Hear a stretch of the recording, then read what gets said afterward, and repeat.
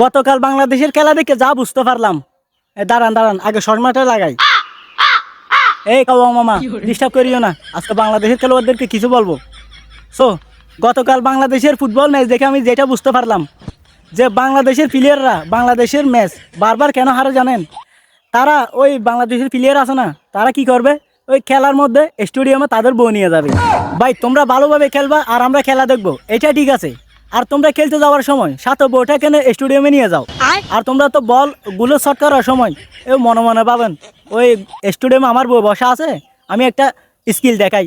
Skill দেখাতে গিয়ে কটকিয়ে ফেলো, আর কটকিয়ে কি করো, আমরা হাজারো বাঙালির মনের দুর্বলতা করে দো, হৃদয় ভেঙে ফেলো। এটা কিন্তু ঠিক না। আর আমি দেখতেছি আমার এই বুকে যত ব্যথা আছে ভাই, সব ব্যথা কিন্তু এই বাংলাদেশের খেলোয়াড়রা দিছে। বাংলাদেশের ক্রিকেট ম্যাচ দেখতে গেলেও একটা ব্যথা, ফুটবল ম্যাচ দেখতে গেলেও একটা ব্যথা। ভাই আজকে থেকে ভাই বাংলাদেশের খেলা দেখবো না মনে হয়, নাকি দুধ দিয়ে গোসল করে ফেলবো। ভাই কি বলো?